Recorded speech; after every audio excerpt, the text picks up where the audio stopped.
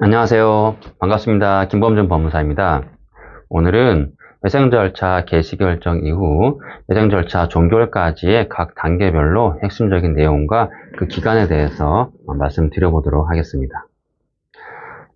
저희가 이제 회생 절차를 진행하는 궁극의 목적은 채무자 회사가 정상적으로 채무를 변제할 수 없기 때문에 회사가 향후 변제 가능한 범위 내에서만 변제를 하고 나머지에 대해서는 출자 전환이라든가 면제 등을 통해서 이제 탕감을 받기 위해서 하는 것입니다. 이러한 것에 이제 구체적인 내용을 기재한 것을 회생계획안이라고 하는데요. 이러한 회생계획안을 작성하기 위해서 먼저 선행되어야 할 것들이 있습니다. 먼저 채무자 회사의 채무가 누구에게 얼마만큼 있는지, 또 채무의 종류는 무엇인지 등을 확정을 해야 합니다. 그리고 향후 회생계획 기간 동안 회사의 손익과 자금수지 등을 확정해야 합니다. 채무자 회사가 얼마를 벌어서 얼마 정도 갚을 수 있는지 그 최대 한도를 정하는 것입니다. 그 다음으로 마지막으로 채무자 회사는 이 자금수지 내에서 즉 갚을 수 있는 금액의 한도 내에서 채권자들에게 언제 얼마만큼의 금액을 변제할 것인지를 정하는 것입니다. 이러한 이제 회생계획이 정해지고 나면 회생계획에 대한 채권자들의 동의를 구할 것이고 가결 요건을 갖추게 되면은 인가를 받게 되는 것입니다. 자, 이제 조금 더 구체적으로 살펴보도록 하겠습니다.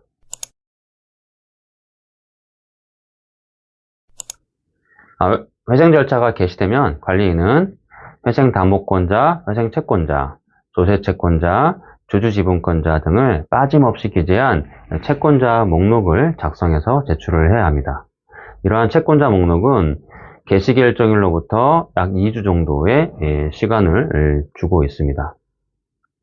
한편 법원은 개시결정 이후 채권자들에게 개시결정 통보와 함께 채권신고 안내문 등을 보내게 되는데요. 채권자 목록 제출 기간이 끝나면 채권 신고를 약 2주 정도 내에 하도록 하고 있습니다. 이렇게 채권 신고 기간까지 이제 마무리가 되면은 관리인은 초에 제출했던 채권자 목록과 채권자들이 신고한 채권 신고서 등을 조사해서 채권을 시인할 것인지 부인할 것인지 여부를 정해야 합니다. 이 기간을 저희는 채권 조사 기간이라고 하고요. 그 조사 기간 내에 제출하는 서류를 시부인표라고 하게 됩니다. 이 시부인을 통해서 채권 금액이 확정이 되면은 그 다음으로 조사위원이 본격적인 조사를 이제 시작하게 될 것입니다. 조사위원이 조사하는 주요한 내용은 회사의 자산, 부채, 청산가치, 향후의 추정 손익과 자금수지 등 계속기업 가치를 조사해서 보고하도록 되어 있습니다. 조사위원회 조사보고서 제출 기간은 채권 조사 기간으로부터 약 2주에서 3주 정도의 시간을 두고 있고요.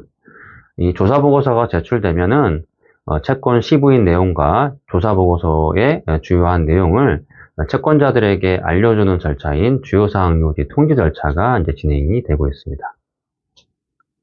조사위원회 조사 결과 회사의 청산가치가 계속기업 가치보다 높다고 판단이 되면은 회생 절차는 폐지될 확률이 굉장히 높습니다. 반대로 계속기업 가치가 청산 가치보다 높다고 판단이 되면은 관리인은 회생계획안을 제출하게 될 것입니다. 회생계획안 제출 기간은 조사위원회 조사보고 제출일로부터 약 3주에서 4주 정도의 시간을 두고 있습니다. 그래서 회생 절차 개시 결정일부터 이제 회생계획안 제출일까지의 기간을 본다면은 약 3개월에서 4개월 정도 내외로 보시면 될 것 같습니다.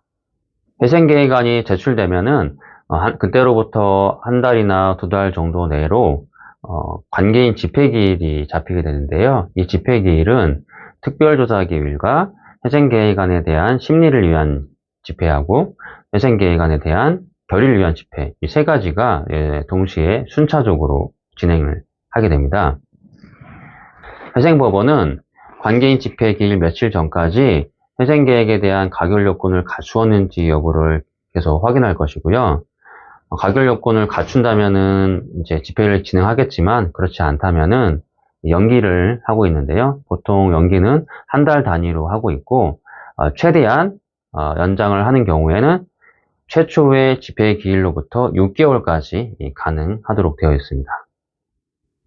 회생계획안 결의를 위한 관계인 집회에서 회생담보권자 의결권의 4분의 3 이상의 동의와 회생채권자 의결권의 3분의 2 이상의 동의를 모두 갖춘다면은 회생계획은 인가가 될 것입니다.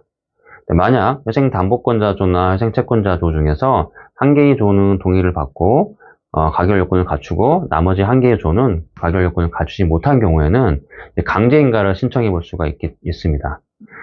요즘에는 강제인가도 되는 경우가 있기 때문에 마지막까지 희망을 잃지 마시고 강제인가를 신청해 보시기 바랍니다. 회생계획 인가를 받으면 회생계획 수행 절차가 남아있는데요.